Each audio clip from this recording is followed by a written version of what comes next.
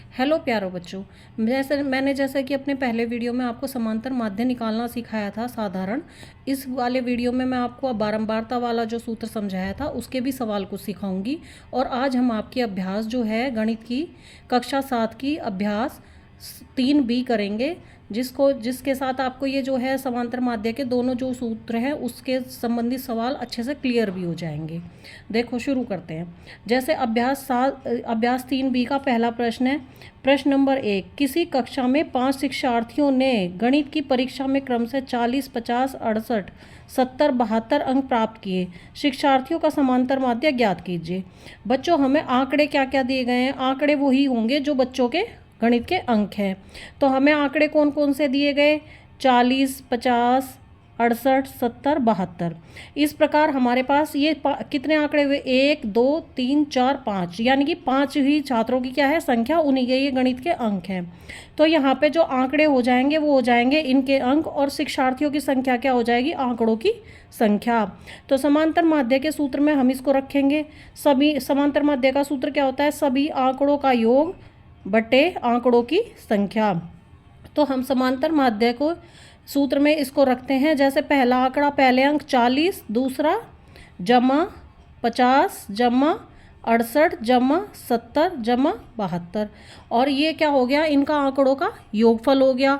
और नीचे क्या लिखेंगे बच्चों? आंकड़ों की संख्या। तो आंकड़ों की संख्या कितनी है? 5। तो इसी प्रकार बच्चों हम जब 40, 50, 68, 70 और 72 को जोड़ेंगे तो हमें क्या मिलेगा? 300। इनका योगफल बच्चों होगा 300। 300 को 5 से भाग करेंगे तो क्या आएगा आपका? 60, जो क्या है इन प्राप्त अंकों का समांतर, शिक्षार्थियों का अंकों का समांतर माध्य है। ठीक है बच्चों, आशा करती हूँ आपको अच्छे से समझ आया होगा। इससे अगला प्रश्न लेते हैं, प्रश्न नंबर 2। प्रश्न नंबर 2 में क्या होगा बेटा? किसी फैक्ट्री के 15 मजदूरों की प्रतिदिन की मजदूरी क्रमशः 70, 110, 65, 80, 75, 85, 80, 76, 94, 100, 105, 110, 103, 81, 86 रुपये है। मजदूरों की मजदूरी का समांतर माध्य ज्ञात करना है। तो बच्चों क्या करेंगे? इसमें जो ये मजदूरों की जो इनकी दी हुई है मजदूरी, यही क्या होंगे? हमारे आंकड़े। तो इन आंकड़ों को हम क्या करेंगे? हमारा समांतर माध्य का सूत्र जैसा कि आप जानते हैं, समांतर माध्य बराबर सभी आंकड़ों का योगफल बटे आंकड़ों की संख्या। तो इसमें क्या करेंगे? हम इन सभी आंकड़ों को क्रमशः जोड़ लेंगे लिख के, और उसको लिखेंगे ऊपर, और नीचे क्या लिखेंगे? आंकड़ों की संख्या। आंकड़ों की संख्या के लिए बच्चों हम इन मजदूरों की संख्या को गिन लेंगे। 1, 2, 3, 4, 5, 6, 7, 8, 9, 10, 11, 12, 13, 14, 15। कितने मजदूर हुए बच्चों? 15। तो नीचे क्या लिखा जाएगा? 15, क्योंकि आंकड़े हमारे कितने हैं? 15, मजदूर हमारे कितने हैं? 15।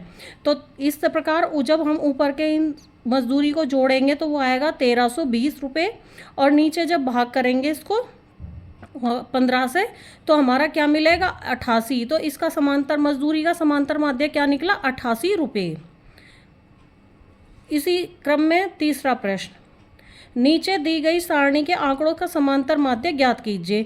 ये जो प्रश्न हमारा दिया है बच्चों, इसमें क्या दिया है? हमें पद दिए हैं। पद क्या? 4, 6, 8, 10, 12 और 14। और हमें क्या दी हुई है? बारंबारता। बारंबारता है हमारी 4 की बारंबारता 3, यानी कि 4 कितनी बार आया है? 3 बार।